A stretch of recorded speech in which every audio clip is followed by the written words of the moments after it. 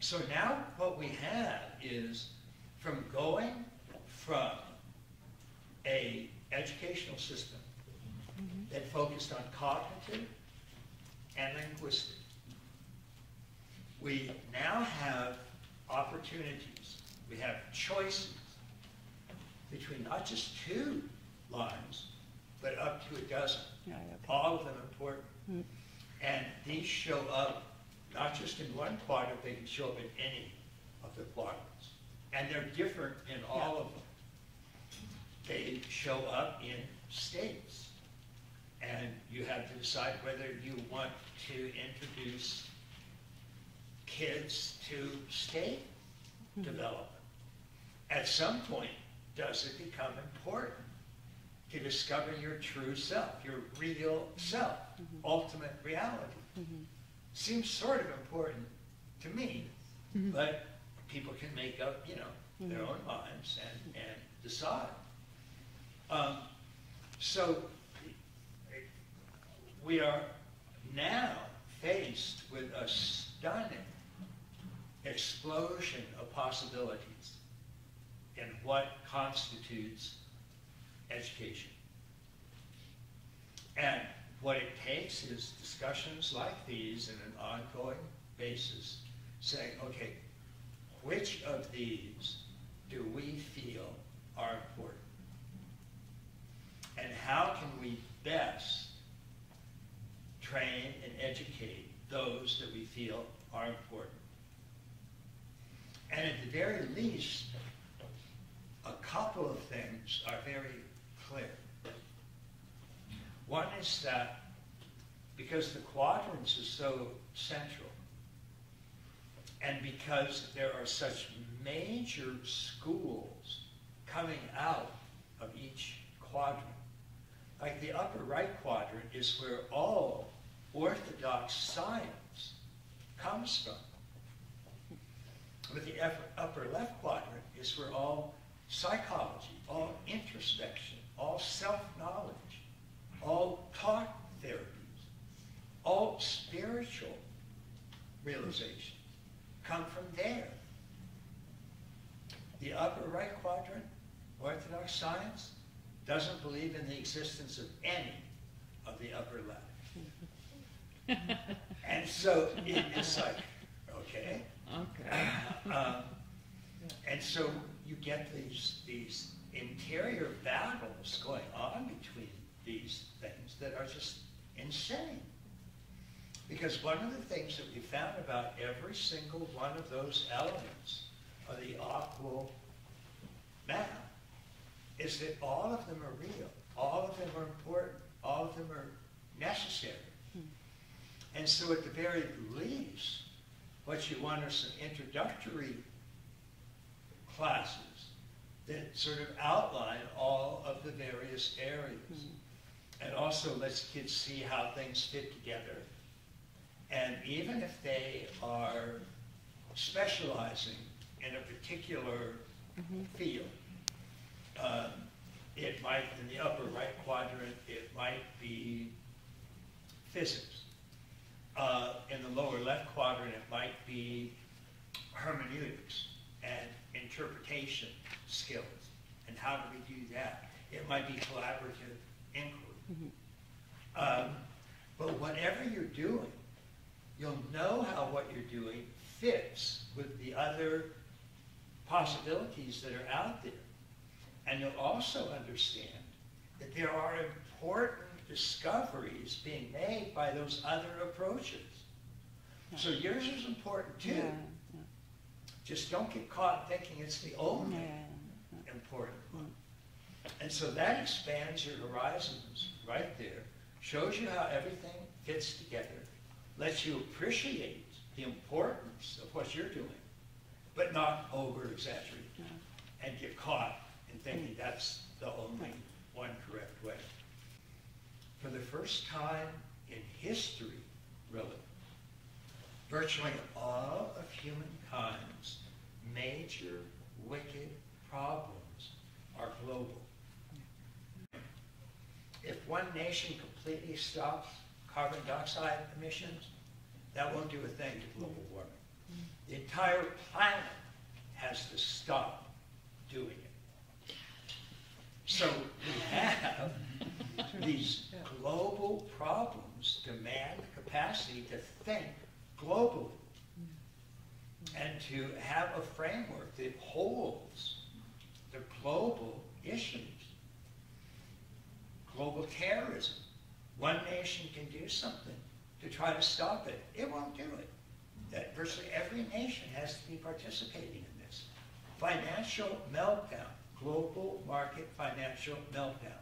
One nation can do something to try to stop it. It won't do it. It takes global planetary action from virtually every nation cooperating. And what's the one thing we don't teach in our educational system? Global thinking. How everything fits together. In most cases, we don't even know the things that are there that can fit together. We're hardly even aware of quadrants and levels and lines and states and types. And yet those are all the things that are contributing to these global problems.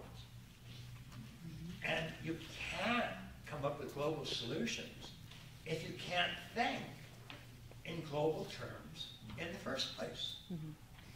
And so we need to be producing an educated class that can think in those terms.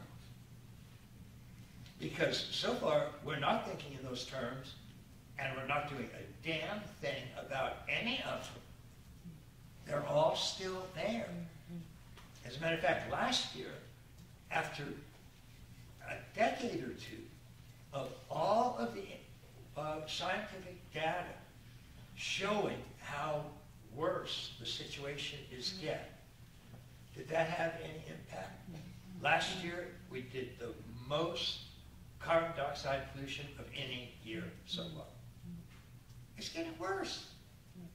And it's getting worse because people can't think globally. They don't get what they're doing, how that affects the whole situation. And then can't do it because they weren't trained to do it. They weren't educated that way. And so that's one of the really core issues about education. It's not just about how to produce a fully self-actualized human being. It's that it takes a fully self-actualized human being to be able to address the fully problematic global issues. They both go together. We will produce a healthy global environment at exactly the same time we produce healthy global self-fulfilled individuals. Those go together. And we know it's possible because we have models that show very clearly where each of these areas are, and in each of those models there are ways, practices, exercises that can help individuals grow and develop in that particular component. And so we have all of the knowledge that we need. What we haven't done is put it together. And so we're stuck with just trying a little bit of a piece here and a little bit of a piece here and a little bit of a piece here, and that doesn't work. These things have to be done simultaneously. They have to be hooked together. We can't have sustainable exterior development without a simultaneous interior growth and development. Because otherwise there's nothing to hold it in place. If we had an education system that instead of defined each grade as the particular skill you learn, that's important. That definitely should be done. But if we define each grade as the vertical level of development that you're supposed to achieve, so if it went from egocentric for the first couple of grades, and then you were to learn ethnocentric identity and practices to take the role of other and identify with other and expand your identity to other. And then the next levels were for world-centric. And then you were there to identify with all human beings. And one of the important things there is that most world religions are ethnocentric. They think that they and they alone have the one correct way to salvation. And if they give that belief up, they'll burn in hell forever. So that's not an incentive to move to world-centric. Part of the difficulty, particularly that vertical dimension, is that you can't talk somebody into moving to a higher level. No. You can go to a fundamentalist, ethnocentric Christian, and they'll say the earth was created in 6 days. And you go, well, how about the fossil? Yeah. I mean, that shows, millions of years old. And they'll say, oh, the fossil record, the Lord created that on the 3rd day. Yeah. So part of what we want to see happen is that more and more and more societies have educational systems that address a much broader range of these topics and help accelerate people through those. And so that's only keeping up with the increasing complexity of the world itself. That's the main problem that we're facing, is that the world itself, technology, medicine, art, science, politics, education, gets more and more and more complex. We're into hyper-complex modes of being.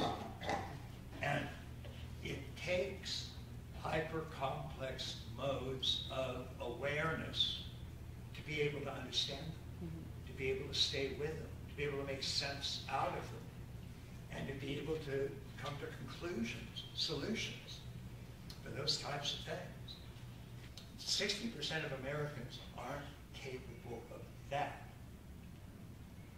And that's very close to 70% of the world's population not being capable of that. And yet the world is operating at that level. And human beings aren't. And that's what gets spooky.